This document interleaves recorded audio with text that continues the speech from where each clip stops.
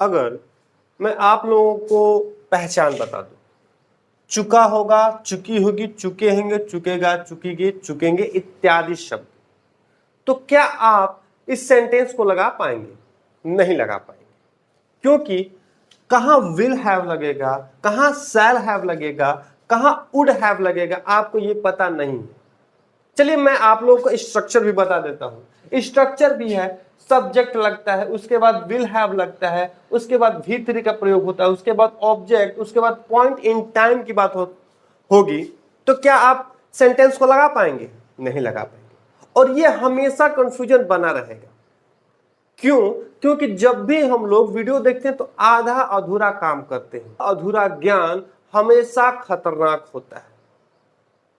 इसीलिए मैं आप लोगों को सजेस्ट करूंगा कि इस वीडियो को पूरा देखिए, ताकि सारा कंफ्यूजन दूर हो सके। कहां हम लोग विल हैव लगाएं, कहां हम लोग शैल हैव लगाएं या न लगाएं, या हम लोग कहां वुड हैव लगाएं, ये सारा कंफ्यूजन दूर कर देंगे इस वीडियो के माध्यम से। और ये सारा कंफ्यूजन कैसे दूर होगा? सब सेंटेंस के द्वारा। सेंटेंस में जैसे जैसे आपको बताता जाऊंगा, उस सेंटेंस के माध्यम से आपके सारे कंफ्यूजन दूर हो जाएंगे। तो सबसे पहले मैं पहचान की बात करूंगा। तो पहचान क्या है? चुका होगा, चुकी होगी, चुके होंगे, चुकेगा, चुकेगी या चुकेंगे, ये हमारी पहचान है। लेकिन इससे काम चलने वाला नहीं है। उसके बाद अगर मैं हेल्पिंग वर्ब की बात करूं, हेल्पिंग वर्ब क्या है? तो विल हैव है, शैल हैव है और वुड हैव है। लेकिन इसको प्रयोग कहां करना है ये हमें नहीं पता, तो इस वीडियो के माध्यम से समझेंगे। अच्छा, अब स्ट्रक्चर कहता है कि स्ट्रक्चर में सबसे पहले हम लोग सब्जेक्ट लिखते हैं। ठीक है, इतनी बात सही है। सब्जेक्ट तो सब में लिखा जाता है। विल हैव लिखते हैं, V3 लिखते हैं, ऑब्जेक्ट लिखते हैं, और पॉइंट इन टाइम क्या है, ये कब कहां लिखते हैं, कैसे लिखेंगे, बिफोर लिखेंगे, बाय लिखेंगे, क्या लिखेंगे, कब लिखेंगे, ये सारी चीजें सेंटेंस के द्वारा ही सुनिश्चित की जाएंगी कि कौन सा शब्द कहां लिखा जाएगा। तो बस आप वीडियो में बने रहना है। और आपको अगर वीडियो अच्छा लग रहा है तो आप प्लीज एक लाइक दबा दीजिए। अगर वीडियो पे नए हैं तो सब्सक्राइब करना न भूलिए। तो चलिए सेंटेंस के द्वारा इसको थोड़ा सा अच्छे से समझते हैं। फिलहाल अभी इन 4 सेंटेंसों से समझेंगे कि कौन सा शब्द कहां रखना है। तो सबसे पहले सेंटेंस पे चलते हैं। कहता है कि वह शाम तक घर वापस आ चुकी होगी। अब ये हमारी पहचान है, चुकी होगी, समय शाम तक दिया है। इसको हम लोग कैसे हल करेंगे, कैसे हल करना है? आ चुकी होगी तो लिखेंगे सी, और सी के साथ हम लोग लगा देंगे helping verb will have. Will have लगाने के बाद मुख्य की क्रिया का थर्ड फॉर्म लगेगा, तो लिखेंगे कम बैक। कम केम कम, कम बैक। आ चुकी होगी, उसके बाद पहला घर तो लिखेंगे होम, कम बैक होम। शाम तक, तक के लिए हम लोग लगाते हैं बाई। तक के लिए क्या लगाते हैं यहां पे? By evening. इवनिंग, ठीक है। दूसरा सेंटेंस, सेम सेंटेंस ये भी लिखा है, लेकिन अब उसमें चेंजेस क्या हो जाएंगे, समझने वाली बात है। यहां पे मैंने बोला कि वह शाम तक घर वापस आ चुकी होगी, और यहां पे मैंने क्या बोला है कि वह अब तक घर वापस आ चुकी होगी। क्या समझ में आ रहा है इसमें? ये जो बात कही जा रही है ये फ्यूचर की बात कही जा रही है, यानी कि शाम आने वाली है और शाम तक वह घर आ चुकी होगी, यानी कि मैं फ्यूचर की बात कह रहा हूं। इस सेंटेंस में क्या कहा जा रहा है कि अब तक, ये जो समय है, अब तक वो आ चुकी होगी, यानी वो काम क्या हो चुका है? समाप्त हो चुका है। यानी कि ये पास्ट की बात कही जा रही है कि वह अब तक घर आ चुकी होगी। वह अब तक, ये जो समय है, इस समय को कहा जा रहा है कि अब तक वह घर आ चुकी होगी। तो ये जो समय है ये बीत चुका है, इस समय से पहले वो आ चुकी होगी, तो ये क्या हो गया? पास्ट हो गया। इस समय से जो पहले आया होगा वो क्या हो समय हो जाएगा, पास्ट हो जाएगा। तो जब पास्ट की बात आती है तब हम लोग क्या करते हैं, सी और यहां पे वुड का प्रयोग करते हैं। She would have come back home by now, by now. बात समझ में आई, कहां हमें विल हैव और कहां हमें वुड हैव का प्रयोग करना चाहिए, ये दो बात समझ में आ गई। अब सेंटेंस में और क्या क्या दिक्कतें आ सकती हैं उनके बारे में हम लोग समझेंगे। दिक्कतें क्या है, अब कह रहा है कि सोमवार से पहले तक, इसमें पहले भी आ गया, तक भी आ गया, अपना कार्य समाप्त कर चुका होगा, अपना कार्य समाप्त कर चुका होगा। अच्छा, इसको हम लोग कैसे लग बनाएंगे, वह लिखेंगे ही के साथ हम लोग सिंपली क्या लगा देंगे, विल हैव, विल हैव लगा दी, ठीक है। अब समाप्त कर चुका होगा, तो समाप्त करना का क्या होता है, फिनिश, लगा देंगे फिनिश्ड। अपना कार्य तो हिज वर्क, हिज वर्क हो गया। अब कह रहा है कि सोमवार से पहले तक, तो सोमवार से पहले की जब बात आती है तो लिखेंगे बिफोर मंडे, बिफोर मंडे।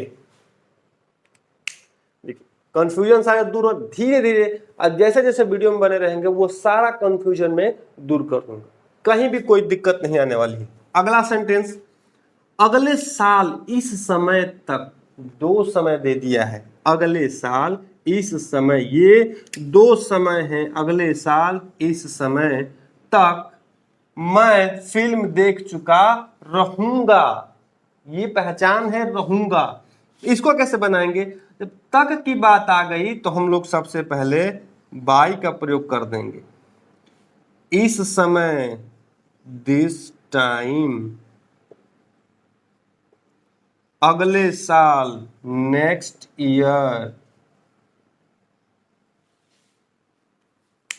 इतनी बात समझ में आएगी। अब क्या है, मैं फिल्म देख चुका रहूंगा, तो मैं के लिए आई का प्रयोग करेंगे। अब यहां पे फंसता है कि हम लोग शैल हैव का प्रयोग करें या विल हैव का प्रयोग करें।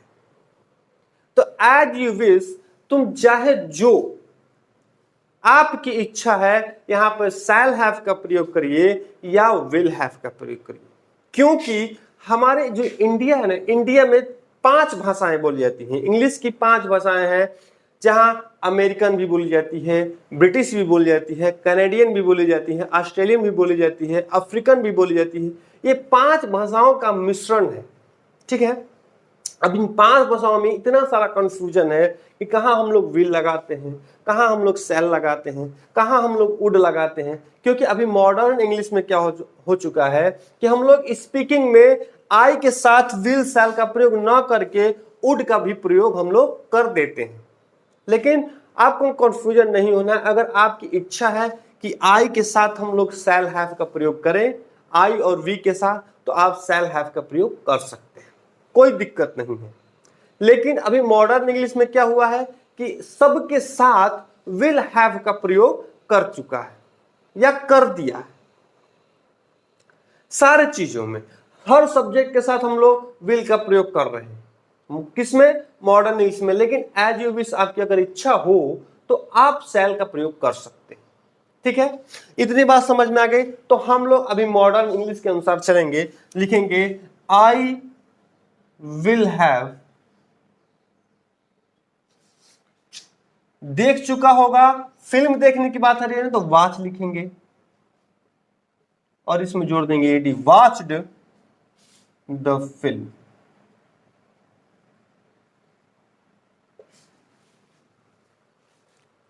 मेरी बात पूरी तरह समझ में आ रही है। अब अगले सेंटेंस की तरफ बढ़ते हैं और देखते हैं कि वो सेंटेंस हमारा कैसा होगा। अब ये फ्यूचर परफेक्ट का टेंस जो मैंने बताया था कि आप सिर्फ पहचान से इसे नहीं पहचान सकते, क्योंकि अब इसके लास्ट में क्या आ रहा है, होगा। ठीक है, होंगे, होगा और होंगे भी हम लोग किस में यूज कर रहे हैं, फ्यूचर परफेक्ट में। अब इस थोड़ा सा सेंटेंस को समझते हैं। सेंटेंस क्या कह रहा है, कह रहा है कि तुमने मदर टेरेसा का नाम सुना होगा। ये सेंटेंस क्या कर रहा है, ये पास्ट की बात कही जा रही है, पास्ट की बात कही जा रही है। और इसमें क्या है, तुमने मदर टेरेसा का नाम सुना होगा, ये मैं क्या कर रहा हूं, संभावना व्यक्त कर रहा हूं या अनुमान लगा रहा हूं कि शायद तुमने मदर टेरेसा का नाम सुना होगा। शायद, तो जब शायद की बात आए और शायद का संबंध पास्ट से हो, तब भी हम लोग क्या करते हैं, वहां पे विल हैव का प्रयोग कर देते हैं। अभी मैंने जस्ट पीछे बताया है कि इंडिया में हम लोग 5 भाषाओं को मिश्रित करके पढ़ते हैं, American, British, Canadian, Australian, African, ये सारी भाषाओं को हम लोग मिक्स करके पढ़ते हैं। ठीक है, तो हम लोग अभी जिस पीछे बताया कि जब भी पास्ट की बात आती है तो वहां पे हम लोग वुड का प्रयोग कर देते हैं, और हम लोग यहाँ पे किसका प्रयोग करेंगे, विल का प्रयोग करेंगे। तो दोनों आप कर सकते हैं, कोई बात नहीं। अगर आप विल हैव का प्रयोग कर रहे हैं तो विल हैव का भी प्रयोग अच्छा माना जाएगा, और वुड हैव का भी प्रयोग कर रहे हैं तो वुड हैव का भी प्रयोग अच्छा माना जाएगा। क्योंकि अधिकतर हम लोग क्या करते हैं कि स्पीकिंग में वुड हैव का ज्यादा प्रयोग कर देते हैं। ठीक है, जैसे मैं कहूंगा इंग्लिश में अगर स्पीकिंग करना होगा तो मैं लोग बोलूंगा you would have heard the name of mother Teresa. ठीक है, अगर मैं इसको बनाने जाऊंगा तो ऐसे भी बोल सकता हूं कि you will have heard the name of mother Teresa. ये दोनों सेंटेंस क्या है, सही है। चलिए इसको बनाते हैं। तो जैसा कि मैंने बताया कि जब भी सेंटेंस में अनुमान या संभावना व्यक्त की जाए और उनका रिलेशन पास्ट में हो, तब भी हम लोग किस में बनाते हैं, फ्यूचर परफेक्ट टेंस में। तो लिखेंगे यू विल हैव, सुनना का होता है हियर्ड, और मदर टेरेसा का नाम लिखेंगे the name of mother Teresa. Mother Teresa, ये सेंटेंस। अब अगला सेंटेंस सेम वही है, तुम गीता पढ़े होगी। ये मैं संभावना व्यक्त कर रहा हूं कि शायद तुम गीता पढ़े होगे, और ये किसका रिलेशन किससे बन रहा है, पास्ट में बन रहा है ना। ये पास्ट की बात कही जा रही है कि शायद तुमने ये गीता पढ़े होगे। तब हम किसको बनाएंगे, फ्यूचर परफेक्ट में लिखेंगे you will have, you will have read Gita.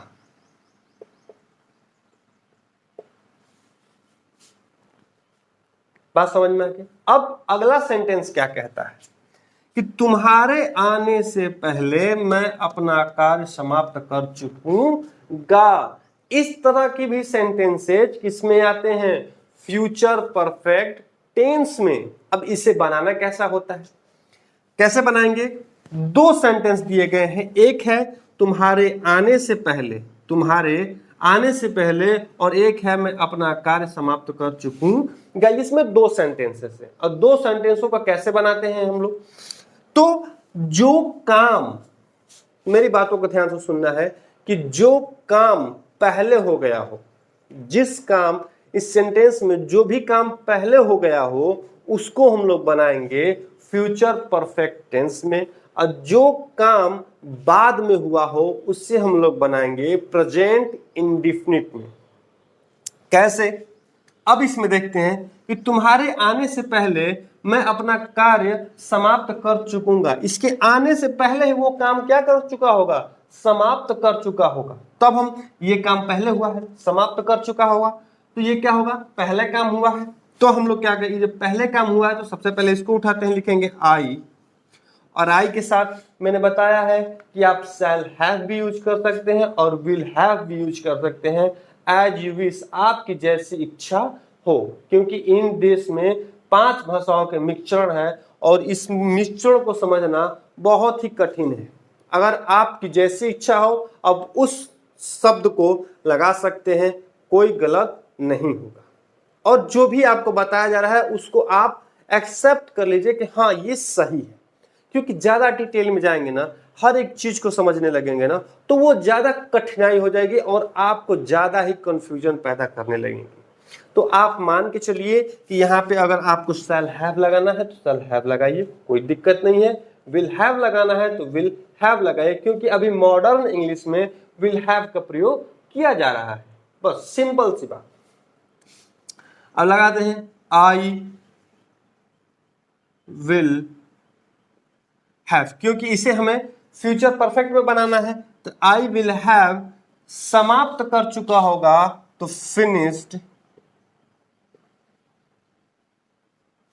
Finished अपना कार्य तो माई वर्क, अपना कार्य। अब कह रहा है कि पहले, तो पहले के लिए हम लगा देंगे बिफोर।